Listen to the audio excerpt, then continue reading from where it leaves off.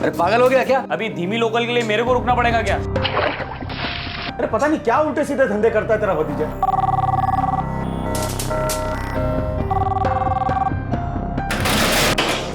जब तक काम खत्म नहीं होता तू घर नहीं जाएगा, समझा? पहली बार अपनी नजरों से दूर किया है। हम इंतजार करिए।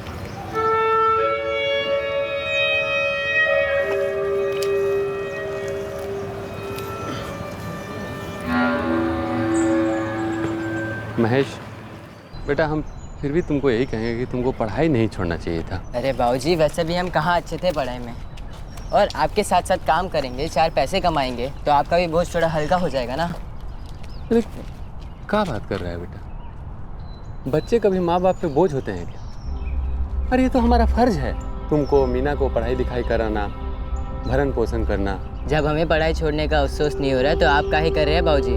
हाँ, मीना पढ़ाई में अच्छी है, हम दोनों साथ साथ कमाएंगे तो वो आगे भी अच्छे से पढ़ पाएगी और बहुत कुछ सोचा जा सकता है। ऐसा लगता है कि अब भी क्या बात है, तुमको कंधे पे बैठा के सैर पे ले जाया करते थे। अब तुम इतना बड़ा हो गया कि कंधे में कंधा मिला के चलने लगा।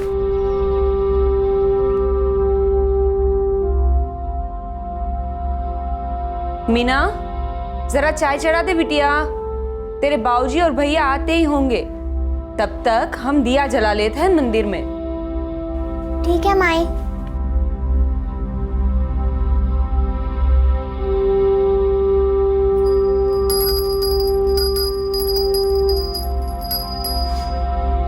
अरे मीना बिटिया। लो माई, तुमने नाम लिया और बाबूजी और महेश भैया आ गए। बाबूजी डिब्बा दे दो। ये एक कप चाय पिला दे बेटा। चाय चढ़ा दी है बाबूजी। मीना, ये ले पैसे। तू बोल रही थी ना कौन किताब लेनी है, आज से किताब कलम जो भी लेना हो हमसे कह देना। हर चीज़ के लिए बाबूजी को परेशान मत करना, ठीक है ना? बस तू अच्छे से पढ़ाई कर।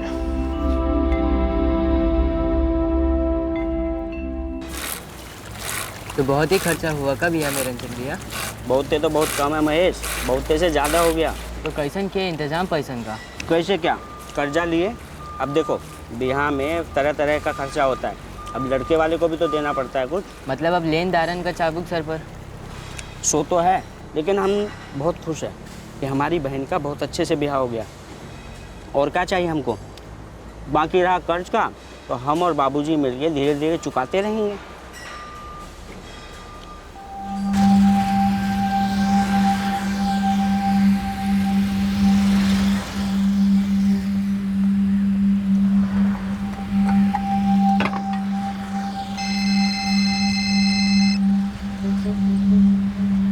अरे नरेंद्र, हमारे गांव से फोन है बिहार से, तनिक बतिया के आते हैं। हेलो। प्रणाम चाचा जी, महेश बोल रहे हैं। अरे महेश बेटा, कैसे हो? बढ़िया है चाचा जी।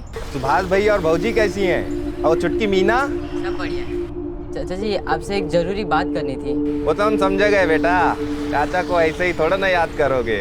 ऐसी बात नहीं है चाचा जी। अरे मजाक कर रहे हैं, बोलो क्या बात है? का हमको बम्बई में कौन काम मिल सकत है? काहे नहीं मिल सकता? अरे बम्बई में मेहनत करने वाले को काम मिल ही जाता है। क्या शहर आने का विचार है का? विचार तो है चाचा जी, यहाँ गांव में मजदूरी करके जो मिलता है शहर में उससे ज़्यादा ही मिलेगा ना। सो तो है बेटा, लेकिन तेरे बाबूजी मानेंगे का?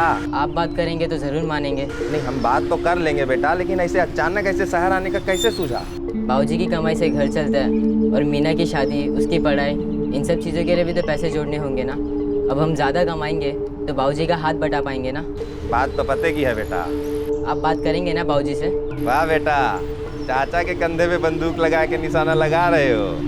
कोई बात नहीं, हम बात करेंगे। हो सके तो आज ही बात कीजिएगा। रखते हैं, राम राम। हमको सब मालूम है सत्या को हमसे बात करने के लिए तुम ही बोले थे ना? जी बाबूजी। हम महेश को कहीं नहीं जाने देंगे, कह देते अभी से। माई तनी समझने की कोशिश करो, शहर जाएंगे ज़्यादा कमाएंगे, तुम्हारी और बाबूजी की भी मदद कर पाएंगे और मीना भी अच्छे से पढ़ पाएगी। अरे बम्बई से हमारी पढ़ाई का क्या लेना देना, हम तो यहाँ अच्छे से पढ़ रहे हैं और आगे की पढ़ाई भी स्कॉलरशिप से करेंगे। तू चुप कर बाबूजी, समझाइए ना इन्हें। घर में ज़्यादा पैसा होगा तो सबके लिए अच्छा ही है ना। जो कुछ मिल रहा है उसमें हम खुश हैं, सब कुछ ठीक ही तो चल रहा है और भगवान आगे भी सब कुछ ठीक ही करेंगे। माई वो तो करेंगे, पर हमें भी तो कुछ करना पड़ेगा ना। अरे बेटा, बम्बई बहुत दूर है, अब ऐसे ही तुमको कैसे भेज दें?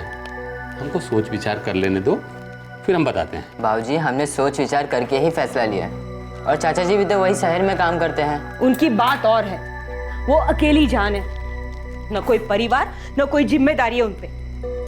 तू अभी इतना बड़ा नहीं हो गया है कि तुझे अकेले शहर भेज दे। अकेले कहाँ माई, हम चाचा जी के साथ रहेंगे। वो बोले हैं हमको नौकरी दिला देंगे, हम जो कमाएंगे सब तुम्हें भेज देंगे। देखो तुम है ना बोले ना हम कि हम सोच विचार के बताएंगे।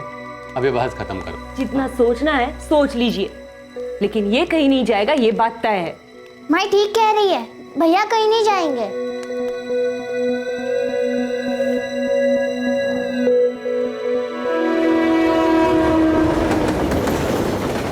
आखिर महेश ने अपने माँ बाप को मना लिया और वो अपने अरमानों को पूरा करने मुंबई के लिए रवाना हुआ।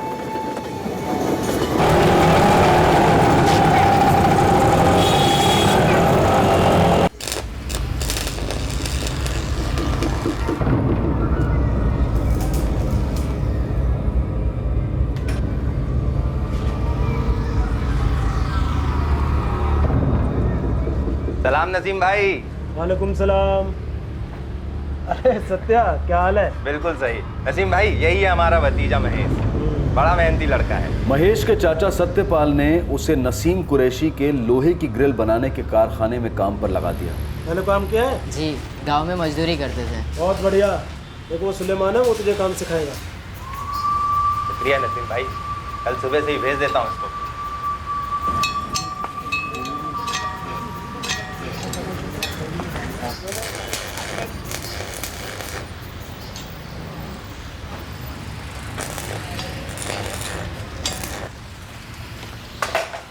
रुक, दे इधर।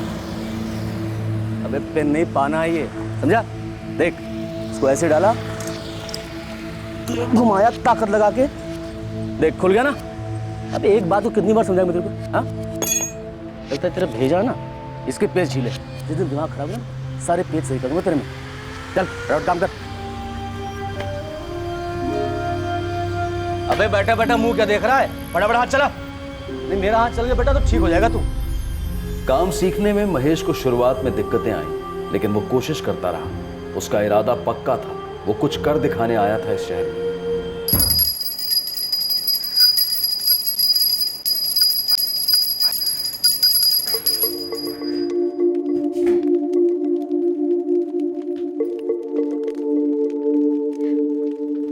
बात हुई महेश से? हाँ, बात हुई ना, काम पे लग गया है। 2000 रुपए मिलेंगे शुरुआत में उसको। पैसा तो जो भी मिले वो, लेकिन वो तो ठीक है ना।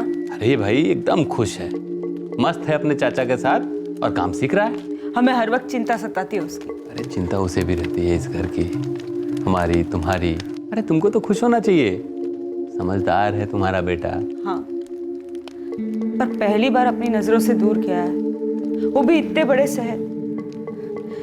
जब से वो गया है ना, कुछ अच्छा नहीं लग रहा है। अरे जमुना, वो अब बड़ा हो गया है, वो अपनी जिम्मेदारी बखूबी समझता है। और अब अगर गया है तो बीच में आएगा ही, ऐसा थोड़ा ही है कि हमेशा के लिए चला गया है। देखिए, ऐसी बात बोलिए भी मत।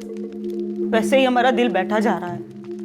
आने दीजिए उसे, खूंटे से बांध के रखेंगे, एक पल भी हमसे दूर नहीं होने देंगे।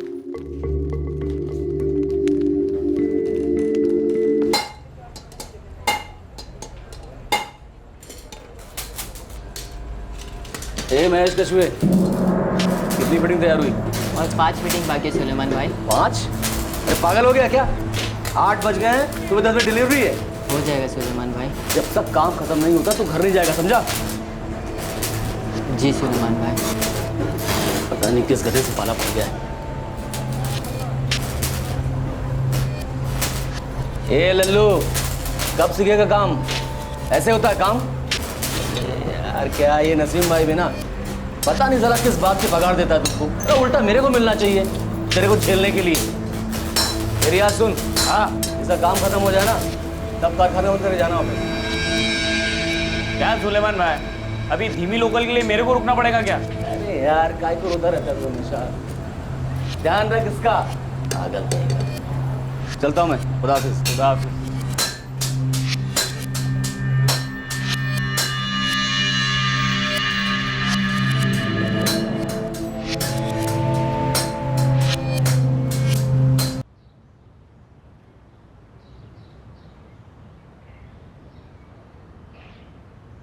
महेश, हे महेश, अरे 8 बज गए हैं, काम पे नहीं जाना का?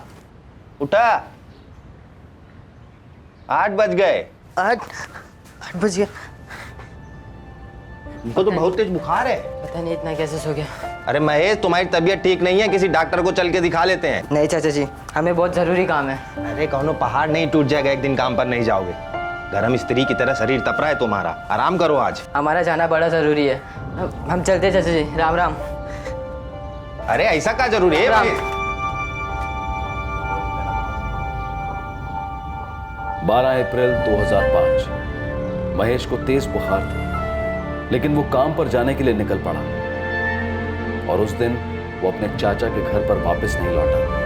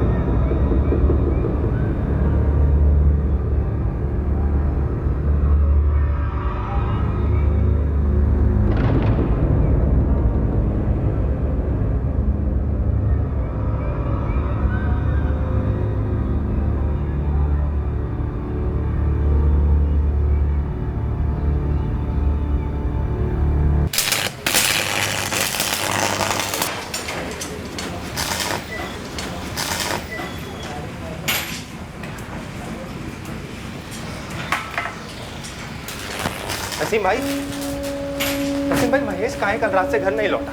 ये तो मैं तुझसे पूछने वाला था, कहाँ है तेरा महेश? क्या कह रहे हो नसीम भाई? यही सत्या भाई, तुम्हारा जो ये भतीजा है ना महेश, इसकी हरकतें कुछ ठीक नहीं है। 2 दिन से मिस्टर डी बना घूम रहा है, कारखाने नहीं आया। 2 दिन से? क्या बोल रहे हो आप? अरे उसकी वजह से 2 दिन से 4 ऑर्डर अटके पड़े हैं मेरे। इससे कम बता के तो जाना चाहिए ना। अरे मैंने गलती की भाईजान, जो इसके कहने पे इसके भतीजे को काम पे रखा। यहाँ काम अधूरा पड़ा है, ऑर्डर पूरे करने, अचानक नया कारीगर कहाँ से लाऊं? क्या कह रहे हो नसीम भाई? फारूक भाई, महेश तो रोज सुबह 8 बजे घर से निकल जाता था काम के लिए। हाँ, कल थोड़ा देरी से उठा था वो। अरे आज नहीं, रोज देरी होती है इसको। नवाब साहब 10 बजे पहले नहीं आते यहाँ पर। अभी देख लो 10 बज गया है, अतः पता नहीं है, शायद आ जाए। अब आएगा तो नहीं रखूंगा उसे, निकाल दूंगा, हिसाब कर दूंगा उसका। अरे नसीम भाई, हिसाब कैसा? जो काम आपने सौंपा था मैंने और रियाज ने मिलकर किया है। अब तफरी के कोई पैसे होते हैं क्या? चुप कर सुलेमान, हमें कोई लफड़ा नहीं पालना। हिसाब कर दे उसको। 2000 रुपये महीने में बात हुई थी, 3 हफ्ते के 1500 बनते हैं। नसीम भाई महेश, अरे गिनती भूल जाऊंगा यार। ये पकड़, उठा और चलता बन। और एक बात ध्यान रख, आगे से उसे कहीं काम पे रखे तो सोच समझ के रखना। आप लोग क्या कहे जा रहे हैं? महेश तो बहुत मेहनती लड़का है। हाँ तो मेहनती है तो रखना अपने भतीजे को अपने पास। हमें किसी बहस में नहीं पड़ना है, ये पैसे उठा और चलता। अरे पता नहीं क्या उल्टे सीधे धंधे करता है तेरा भतीजा। हाँ? देखो भाई, हम लोग व्यापारी लोग हैं, हमें लफड़ा नहीं चाहिए। अरे भाई, अगर महेश ठीक से काम नहीं करता था या देरी से आता था तो आपको हमको बताना तो चाहिए था ना। अरे ये स्कूल है कारखाना, जो टीचर बनकर उसकी शिकायत करता फिरूंगा तुझसे? अरे भाई जाके सीधा अपने भतीजे से पूछना कि क्या कर रहा है वो। बस ये कह रहे हैं। अरे कुछ नहीं, बस जो कहना था, जो बोलना था बोल ही था भाई। चलो फोटो यहाँ से, निकलो यहाँ से। अरे आप लोग तो हमारी बात ही नहीं सुन रहे। हम अपने भतीजे को लेके परेशान हैं, वो रात से घर नहीं लौटा है और आप अरे क्यों दिमाग चाट रहा है भाई? हाँ, जाके ढूंढ अपने भतीजे को और पूछ उससे कि क्या कर रहा है वो। अब जा यहाँ से, ये निकालो उसको, जा। निकलो सत्यवान, निकलो, चलो आओ। ये ले ले, पकड़ पकड़ पकड़, चलता बन। अरे शक्ल क्या देख रहा है, चलता बन। फिर भैया वो आप पर इतना काहे चिल्ला रहे थे? यही बात हमारी समझ में नहीं आ रही। भतीजा हमारा घर नहीं लौटा, हम परेशान हैं और उल्टा वो हम पे ही चिल्ला रहे थे। भैया आप हमारी बात मानिए, आप ना वो गांव में बड़का भैया को फोन लगाइए। हो सकता है महेश को इस शहर नहीं भाया होगा और वो गांव चला गया होगा। नहीं नरेंद्र, उसको गांव जाना होता तो हमको बिना बताए कहाँ जाता। अभी हम बात करेंगे सुभाष भैया से। हमको क्या डर लग रहा है मालूम है? हाँ, कहीं नसीम भाई सही तो नहीं कह रहे, कहीं अपना महेश किसी उल्टे चक्कर में तो नहीं पड़ गया। उम्र ही ऐसी है, कभी कभी बच्चे भटक जाते हैं। भैया जितना सोचेंगे ना उतना चिंता में पड़ेंगे। आप तो गांव में बड़का भैया को फोन लगाइए, महेश वहीं गया होगा। नहीं सत्या, 2 दिन से तो हमारा कोनो बातें नहीं हुआ है महेश से। जब आखिरी बार आपकी बात हुई थी तो कुछ कहा था महेश ने आपसे? नहीं तो, लेकिन ये सब तुम हमसे काहे पूछ रहे हो? कुछ हुआ है क्या महेश को? भैया वो महेश कल सुबह काम के लिए निकला था घर से, अब तक लौटा ही नहीं। का? कारखाने जाके उसके मालिक से पूछे तो वो तो कहते हैं कि 2 दिन से आया ही नहीं। महेश गया कहाँ पे? समझ में नहीं आ रहा है भैया, हमें लगा कहीं गांव तो नहीं चला गया, इसलिए आपको फोन किए। नहीं, यहाँ तो नहीं आया है। और फिर बिना बताए तुमसे वो कैसे जाएगा कहीं? क्या करें? वही सोच रहे हैं भैया कि क्या करें। महेश के पास फोन भी तो नहीं है। सत्या, हमको लगता है कि तुम पुलिस में जाओ और रपट लिखवाओ। अब घबराइए मत, हम जाते हैं थाने। ठीक है, हम भी बम्बई आते हैं। नहीं नहीं भैया, हमारी माने तो आप वहीं रुकिए। क्या पता आज कल में वो गांव लौट आए, आप उसका वहाँ इंतजार कीजिए, हम बतियाते हैं यहाँ पुलिस से।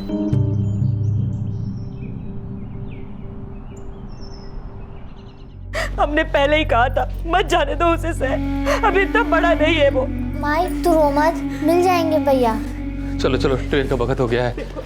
तुम अपना ख्याल रखना। और हाँ, हमने ज्योति चाची से कह दिया है वो रोज तुमसे मिलने आया करेंगी, लेकिन तुम भी रात को उन्हीं के घर जाके सोना। हाँ, तुम फिक्र मत करो माई, बस भैया को वापस ले आना।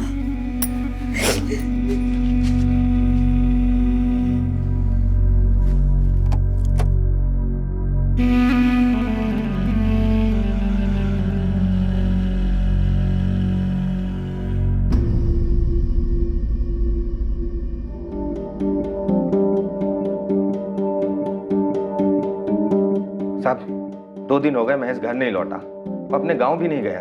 तुमने बताया कि महेश के मालिक उसकी शिकायत कर रहे थे, ऐसा क्या करता था? हमको कुछ बताया नहीं ठीक से साहब। हमारे हाथ में उसका 3 हफ्ते का पगार थमा दिए और डांट के भगा दिए हमको। मुकेश, नसीम, फारूक और सुलेमान, इन तीनों को उठाओ। 3 हफ्तों से वहां काम कर रहा था, फिर अचानक जाना बंद क्यों कर दिया? जरूर कुछ हुआ होगा। साहब हमें क्या पता उसने क्यों आना बंद कर दिया। साहब हमें कुछ नहीं पता, हमें क्यों ले जा रहे हो? सब बहुत नुकसान हो जाएगा, बहुत काम पड़ा हुआ है साहब। सीधी तरह से नहीं चले तो नुकसान बहुत ज्यादा होगा। चलो साहब महेश की काम चोरी की वजह से काम बहुत बढ़ गया साहब। चल।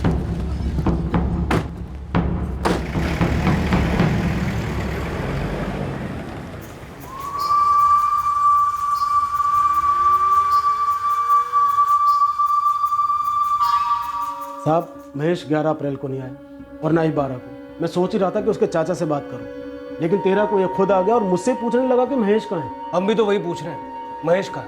कसम खुदा कि हम लोगों को नहीं पता कि महेश किधर है। आवारागर्दी का शौक था उसे, दिन रात घूमता रहता था इधर उधर।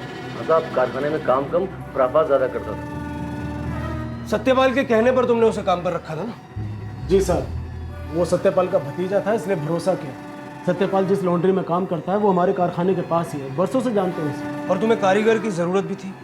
जी साहब।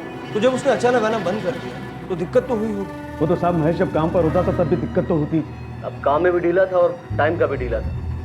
उसके चाचा ने बताया था कि वो सुबह 8 बजे घर से निकलता था काम के लिए, लेकिन साहब कभी 10 बजे पहले पहुंचा नहीं कारखाने में। तो जब 2 दिन तक महेश नहीं आया तो तुमने सत्यपाल को फोन करके पूछा नहीं? अब साहब हम अपने कस्टमर्स की फिक्र करेंगे या उस गैर जिम्मेदार लड़के की? उस दिन ऑर्डर्स भी काफ़ी थे डिलीवरी के। हाँ सर, 12 तारीख को माल डिलीवरी करना था वापी में, और मैंने महेश से बोला भी था कि सुबह 8:30 बजे आ जाना डिलीवरी के लिए, लेकिन वो तो आया ही नहीं। अब वो उस दिन सुबह 8 बजे उठा था, हम खुद उठाए थे उसे। बीमार था लेकिन फिर भी काम पे जाने के लिए निकला, बोल रहा था बहुत जरूरी काम है। नहीं चाचा जी, हम चलते हैं, हमारा जाना जरूरी है। राम राम चाचा जी। कैसे ये कह के निकल गया? हाँ लेकिन कारखाने तो नहीं पहुंचा ना।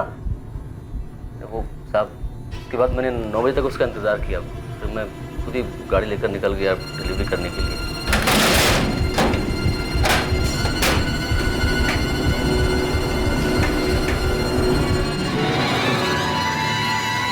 साहब हम हमारे भतीजे को बहुत अच्छे से जानते हैं, बहुत मेहनती लड़का है, वो ईमानदार है। वो यही कह के निकला था कि काम पे जा रहा है, हमसे काहे झूठ बोलेगा साहब वो? तो क्या हम झूठ बोल रहे हैं? साहब भलाई का तो जमाना ही नहीं रहा। बहुत बड़ी गलती की जो इसके भतीजे को काम पे रखा। साहब महेश को जब पहली बार देखा था तभी समझ गया था ये लड़का किसी बुरी संगत में है, ये एक दिन फंसेगा भी और हम लोगों को फंसाएगा भी। लक्ष्मण भाई तो बहुत दिल वाले आदमी, उसकी हर गलती को नजरअंदाज कर देते थे। जब वो पहले दिन आया ना साहब, तभी मैंने बोला था ये लड़का ना तो काम जानता है ना काम सीखने की नियत रखता है, इसे निकाल दो। लेकिन आप लक्ष्मण भाई ने बोला कि नहीं, धीरे धीरे सीख जाएगा। कैसे फंसा के निकल गया हम लोगों को। अब मैं और मेरे पार्टनर फारूक बरसों से एक कारखाना चला, बहुत इज्जतदार लोग हैं। अब आप ही सोचे भला हम क्यों झूठ बोलेंगे?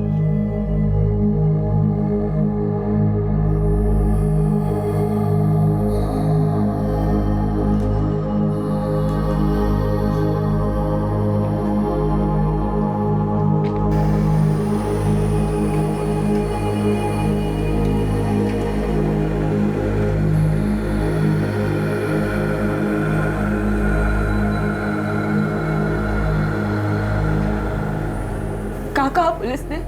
फौजी कह तो रहे हैं खोजेंगे महेश को, पर कितना समय लगेगा कुछ कह नहीं सकते। देखिए, हम कह रहे हैं आपसे, उसके सेठ झूठ बोल रहे हैं। हमको तो समझ में नहीं आ रहा है कि बिना बताए वो कहीं कैसे जा सकता है।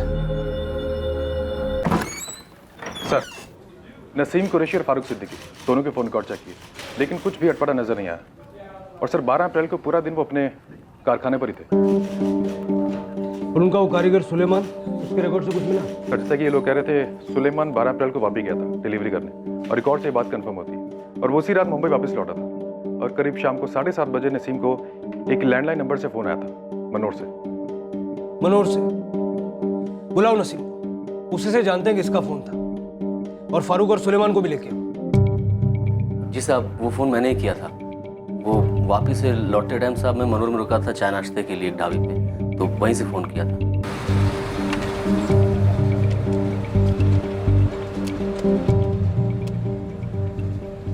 पब्लिक फोन से किया था? जी साहब। क्यों, तेरे पास मोबाइल है ना? साहब वो बैलेंस खत्म हो गया था तो इसलिए पीसी से किया। फोन क्यों किया था?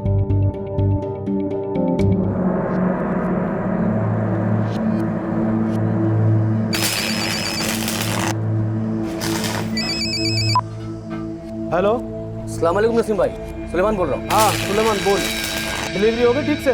हाँ भाईजान हो गई। वो भाईजान अभी मनोर में हूँ, तो मैं क्या सोच रहा भाईजान, बहुत थक गया हूँ तो सीधा घर निकल जाता हूँ यहाँ से। कल सुबह गाड़ी लेकर आ जाऊँ भाईजान। वो इधर बहुत ट्रैफिक है ना, तो कारखाने आते काफ़ी टाइम लग जाएगा। ठीक है चला जा। हाँ कल सुबह टाइम से आ जाना। बस साहब यही पूछने के लिए फ़ोन किया था। साहब ये सही कह रहा है। साहब आप कब तक हमें ऐसे बुलाते रहेंगे सवालात करने के लिए?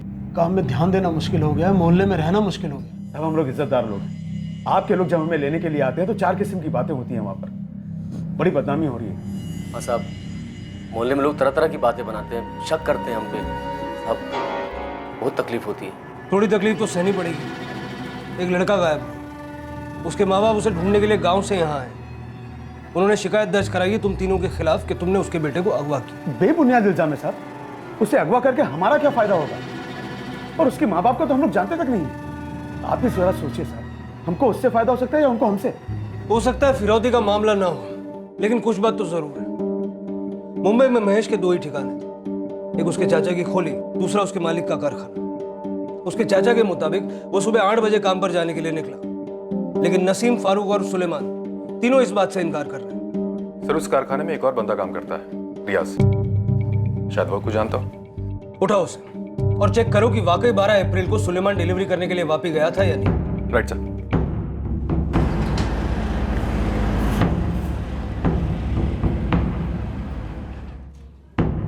साहब 12 अप्रैल को 11 के आसपास मैंने कारखाना बंद किया था। फारूक और नसीम पूरा दिन कारखाने पर ही थे? हाँ साहब, वो दोनों तो उधर ही रहते। वो लोग भी कारखाने को बंद करने के बाद ही बाहर निकलते। फिर तू कहाँ गया? साहब अपन भी अपने घर जाएंगे और कहाँ। सुलेमान भी साथ था ना तेरा? सुलेमान नहीं साहब, वो तो सुबह सुबह डिलीवरी के लिए निकल गया था ना, वापी के लिए।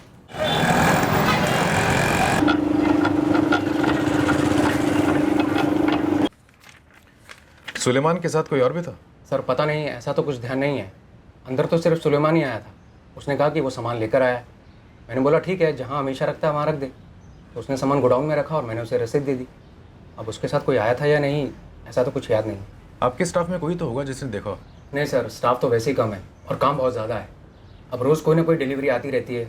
अब कौन किसके साथ आया होगा, ऐसा कुछ याद नहीं आ रहा है। हाँ साहब, याद है मेरे को। नसीम सेठ ने बोला था कि सुलेमान सवेरे आएगा। मेरे को लगता है शायद उसने सेठ को फ़ोन किया था। देख रियाज, मालिक से वफादारी निभाने के चक्कर में अगर तू कानून से दगाबाजी करेगा तो बुरा फंसेगा। खुदा कसम साहब, मेरे को नहीं मालूम वो लड़का किधर है। मैंने तो उसको 2 दिन से देखा भी नहीं। पर साहब बहुत लापरवाह है वो लड़का, अपनी उम्र से बहुत तेज है वो।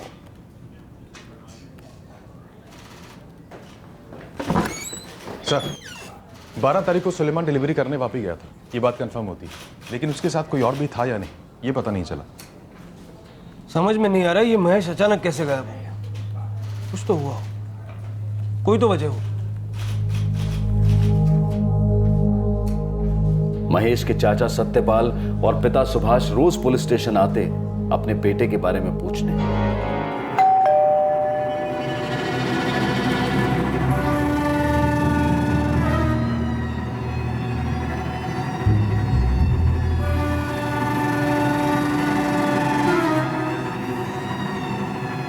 नसीम कुरैशी, फारूक सिद्दीकी और सुलेमान अंसारी को कई दफा सवाल जवाब करने के लिए थाने बुलाया गया। तीनों इस सवालों के सिलसिले से परेशान हो गए थे। दिन बीतते गए लेकिन महेश की कोई खबर नहीं मिली।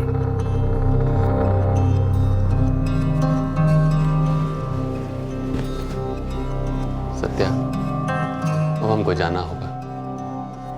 सारा काम धाम छोड़ के कितने दिन यहाँ पड़े रहेंगे, और ऐसे भी मीना वहाँ अकेली पड़ी है। पड़ोसियों के भरोसे कितना दिन छोड़े उसको। समझते हैं भैया, हमको बहुत बुरा लग रहा है। हमारे भरोसे आप महेश को यहाँ भेजे थे और हम उसे संभाल नहीं पाए। ऐसा मत सोचो, इसमें तुम्हारी क्या गलती है। देखो, हम जा रहे हैं, लेकिन तुम थाने जा के समाचार लेते रहना। हमको पूरा भरोसा है कि तुम एक न एक दिन महेश को गांव लेके जरूर आओगे। सत्या, हम इंतजार करेंगे। भाऊजी, भैया हम वादा करते हैं कि हम पूरी कोशिश करेंगे महेश को ढूंढने में। हमारा भी बेटा है वो, उसका पता हम जरूर लगा कर ही रहेंगे।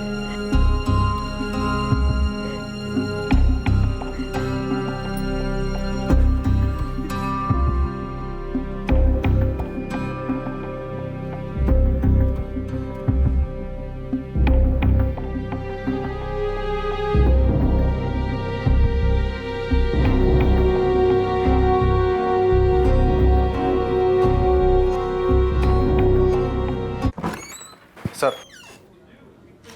ये सत्यपाल रोज थाने चला आता है। क्या करें, कुछ समझ नहीं आ रहा। पता नहीं ये महेश कहाँ चला गया और क्यों। सर, महेश की फोटो आसपास के पुलिस स्टेशन भिजवा दी। उसके मालिक नसीम और फारूक और कारीगर सुलेमान और रियाज, इनके पीछे खबरें भी लगाए, लेकिन किसी की भी हरकत शक करने लायक नहीं। सब नॉर्मली अपना काम कर रहे हैं, जैसे कुछ हुआ ही ना।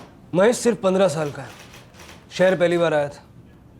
क्या वाकई किसी बुरी संगत में पड़ गया होगा जैसा उसके मालिक बता रहे हैं, या फिर कोई बहला फुसला के उसे अपने साथ ले गया हो? सर, अगर ऐसा हुआ है तो वो मुंबई के काफ़ी दूर होगा, क्योंकि यहाँ की छोटी मोटी सभी गैंग से बड़ी सख्ती से पूछताछ की, लेकिन महेश के बारे में कुछ भी सुनने को नहीं मिला। कोशिश जारी रखो मुकेश, शायद कुछ पता चल जाए।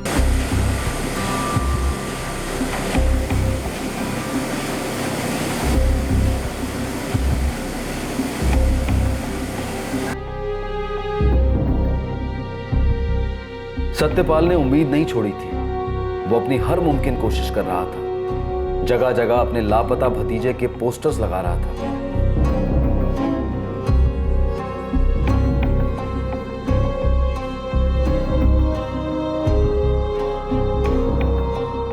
वहां महेश के पिता भी बेचैन थे अपने बेटे के बारे में जानने के लिए। महेश की मां रोज बेटे की सही सलामत वापसी के लिए प्रार्थना करती।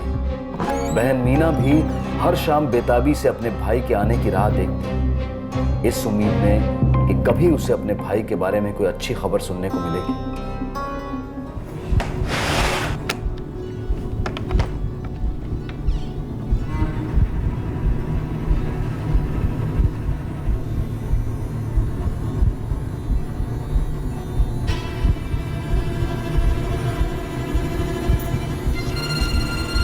आप कहीं जा रहे हैं क्या? कुछ काम है। ऐसे अचानक? और जा कहाँ रहे हैं? कुछ दिनों में लौट आऊंगा। पर जा कहाँ रहे हैं, कुछ तो बताइए। सुनिए ना, सब खैरियत तो है ना? ऐसे कहाँ जा रहे हैं बिना बताए? वो कहाँ जा रहे हैं आप?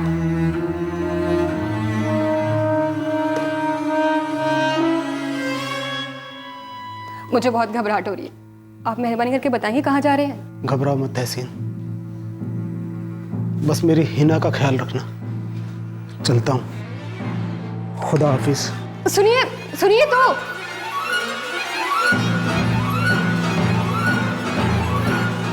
फोन क्यों बंद है नसीम का?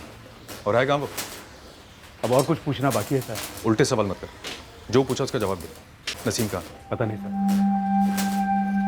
बस इतना पता है कि बहुत परेशान है और सही भी है। तंग आ गया था रोज रोज खाने के चक्कर लगाकर। जब जीजा उठा के लेके गया थाने। बातें मत बना, जो पूछा उसका जवाब दे। पता नहीं साहब, उसकी पत्नी भी 3 दिनों से यही सवाल कर रही है। समझ में नहीं आ रहा कि भाभी जी ने वो क्या जवाब दे। तू उसका दोस्त भी और पार्टनर भी, उसने तुझे नहीं बताया कि वो कहाँ जा रहा है? उसने अपनी पत्नी को नहीं बताया तो मुझे क्या बताया। बस इतना जानता हूँ कि दोस्तों से बहुत ज्यादा परेशान था, बहुत जिल्लत महसूस कर रहा था, शायद इसीलिए चला गया कहीं। फोन भी बंद कर दिया। तो अल्लाह से यही दुआ है कि जहाँ भी रहे सुकून से रहे, कुछ गलत नहीं करे अपने साथ।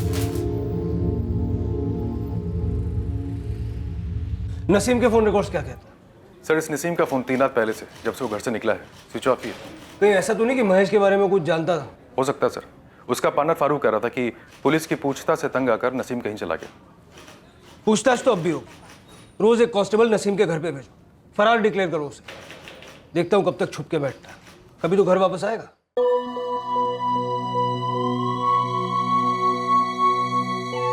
The number you have called is currently switched off. मगर उस दिन के बाद नसीम के बारे में कभी कोई खबर नहीं मिली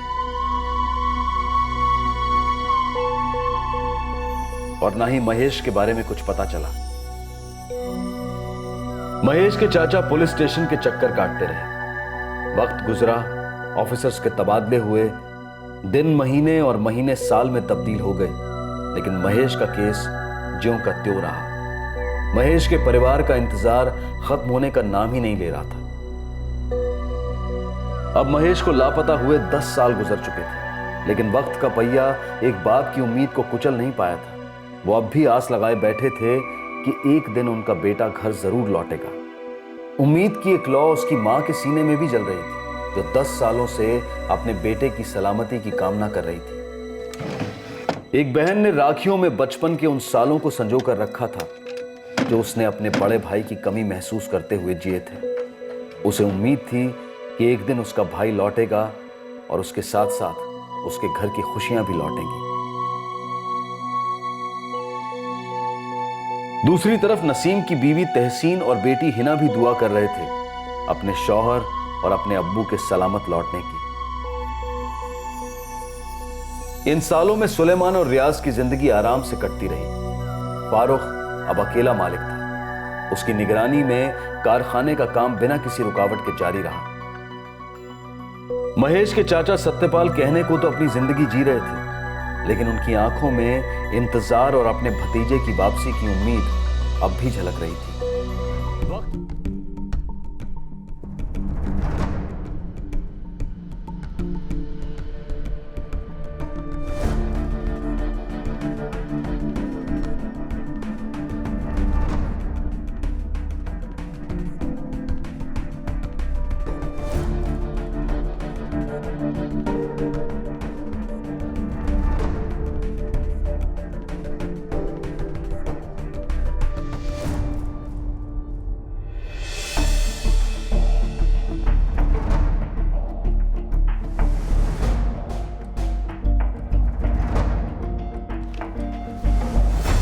मैं कमिंग सर।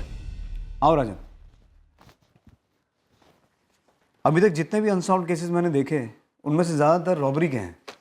सर मैं जो रिकॉर्ड्स चेक कर रहा था उनमें से मुझे एक मिसिंग केस की फाइल मिली है जो अब तक सॉल्व नहीं हुआ है। Missing case? जी सर। कब का है? सर 2005 का। 10 साल हो गए लेकिन अब तक सॉल्व नहीं हुआ है। 10 साल? जी सर। और जितने भी अनसॉल्व केसेस हैं उनमें ये सबसे ज़्यादा पुराना है। महेश सिंह 15 साल का था जब 12 अप्रैल 2005 को लापता हुआ, और इस केस का एक सस्पेक्ट नसीम कुरैशी जो महेश सिंह का मालिक भी था, वो भी 29 मई को गायब हो गया। इसमें लिखा है कि वो फरार है। मैंने पूरी फाइल पढ़ी है सर। ये महेश का चाचा सत्यपाल 2013 तक पुलिस स्टेशन के चक्कर लगाता रहा इस केस की प्रोग्रेस जानने के लिए। इसमें यह भी लिखा है कि नसीम कुरैशी का पार्टनर फारूक और उनके 2 वर्कर सुलेमान और रियाज से भी पुलिस ने क्वेश्चनिंग की थी, लेकिन ये चारों अपनी स्टेटमेंट्स पे अड़े रहे। इन चारों के स्टेटमेंट्स एक जैसे हैं। जी सर। इनफैक्ट नसीम के पार्टनर फारूक के हिसाब से तो ये रिपीटेड क्वेश्चनिंग ही उसके फरार होने की वजह है। बैठो सर। राजन 10 साल से एक बंदा गायब है, इनफैक्ट 2 बंदे गायब हैं और किसी को पता ही नहीं कि उनके साथ क्या हुआ। और ये लड़का महेश तो सिर्फ 15 साल का था। सर मैंने इसके चाचा की स्टेटमेंट पढ़ी है। ये महेश बिहार के गरीब परिवार का लड़का है। बिहार से मुंबई कुछ पैसे कमाने आया था ताकि अपने परिवार की मदद कर सके। हो सकता है इसका परिवार आज भी इसका इंतजार कर रहा हो। सिर्फ एक परिवार ही नहीं, इंसाफ को भी इंतजार होगा इस केस के सॉल्व होने का, और हम पूरी कोशिश करेंगे इस केस को क्लोजर दे सकें।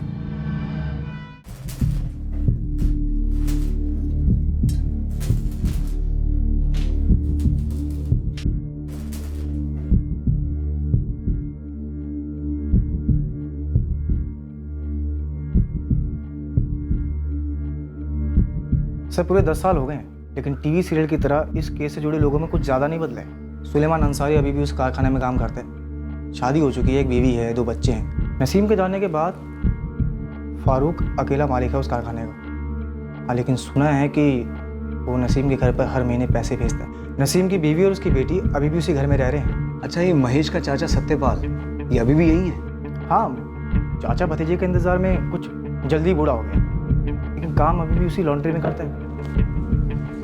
नसीम के बारे में कुछ पता चला? इतने सालों में कभी तो कोशिश की होगी उसने अपने परिवार से मिलने की। सब पूरे 1 हफ्ते से नज़र रख रहा हूँ, पर ऐसा कुछ सामने निकल कर नहीं आया। सर सब जानते हैं कि केस ठंडा पड़ चुका था। अगर नसीम चाहता तो लौटकर अपने परिवार के पास वापस आ सकता था। शायद उसे कहीं दूर भेज दिया गया हो जहाँ से वो लौट ही ना सके। सर नसीम के पार्टनर फारूक के हिसाब से वो पुलिस के रिपीटेड क्वेश्चनिंग से परेशान था। तंग आ गया था रोज रोज थाने के चक्कर लगाकर, जब जीजा उठा के लेके गया थाने। लेकिन उसकी बीवी ने अपनी किसी बात में ऐसा कोई जिक्र नहीं किया। हो सकता है नसीम को महेश के गायब होने की वजह पता हो और यही जानकारी उसके गायब होने की वजह बन गई। कई साल पहले बेंगलुरु में भी ऐसे ही केस हुआ था। एक औरत गायब हुई, उसकी बेटी ने उसकी मिसिंग कंप्लेंट लिखवाई, लेकिन काफ़ी समय तक पता ही नहीं चला उस औरत के बारे में। लेकिन 4 सालों के बाद पता चला कि वो औरत मिसिंग नहीं है, मर चुकी है। उस औरत के बॉयफ्रेंड ने उसे मारकर उसी के घर आंगन में दफन कर दिया था। तो आपको लगता है कि नसीम मर चुका है, आई मीन मारा जा चुका है? हो सकता है, लेकिन ये इस बात पे डिपेंड करता है कि वो महेश के बारे में क्या जानता था। लेकिन एक बात को लेकर मैं काफ़ी श्योर हूँ, महेश का गायब होना और नसीम का फरार होना, ये दोनों वारदातें कनेक्टेड है। सर महेश के केस में सभी हॉस्पिटल्स को चेक किया गया था, सभी पुलिस स्टेशन में उसकी फ़ोटो भेजी गई थी, उसका कोई पता नहीं चला। लेकिन नसीम के केस में ऐसी कोई तहकीकात हुई नहीं, ना ही उसकी बीवी से तफसील में कोई बातचीत हुई। क्योंकि आरके मार्ग पुलिस को ये लगा कि नसीम फरार हो चुका है और वो इस इंतजार में बैठे रहे कि एक दिन थक हार के खुद ही वापस आ जाएगा, इसलिए उसे ढंग से ढूंढने की कोशिश ही नहीं हुई। लेकिन मुझे पूरा यकीन है कि नसीम महेश के गायब होने की वजह से वाकिफ था और पूरे चांसेस हैं कि नसीम के कारखाने का कोई ना कोई आदमी इसमें शामिल है। सर अगर ऐसा है तो एक ज़बरदस्त फील्डिंग लगाते हैं इस फारूक सुलेमान और रियाज पर। कोशिश करके देख सकते हैं, लेकिन मुझे नहीं लगता कोई लीड मिलेगी। लीड हमें नसीम के मिलने पर ही मिलेगी, अगर वो जिंदा है तो। राजन, नसीम को ढूंढना शुरू करो, लेकिन उसके कारखाने के किसी आदमी को हाथ मत लगाओ। ये काम बड़ी होशियारी से होना चाहिए सर। और नसीम की फोटो नेशनल डेटाबेस पे भी डालो। 10 साल पुरानी सही, लेकिन अंदाजे के लिए काफ़ी है सर। एक सही सुराग मिला ना राजन, फिर देखना ये 10 साल पुराना अनसॉल्व केस कैसे सॉल्व होगा।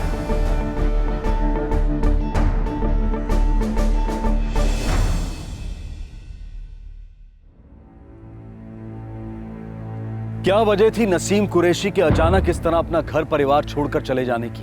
क्या हुआ था उस दिन महेश के साथ? जिसके कारण वो कभी अपने घर नहीं लौट पाया।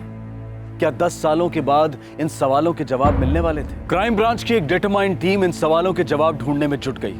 महेश और नसीम के परिवार की तरह पुलिस भी इस केस को एक क्लोजर देना चाहती थी। एक दशक तक अनसॉल्व रहे इस केस को एक नतीजे तक पहुंचाना चाहती थी। 10 साल हर लिहाज से एक लंबा अरसा होता है, लेकिन सवालों के भंवर में उलझे इस केस के जवाब जानने के लिए हमें इंतजार करना होगा इस केस के दूसरे और आखिरी भाग का। अब मैं अनूप सोनी आपसे विदा लेता हूं, फिर मुलाकात होगी। तब तक सुरक्षित रहें, सतर्क रहें और देखते रहें क्राइम पेट्रोल सतर्क। सबक एक को, सीख हम सबको। जय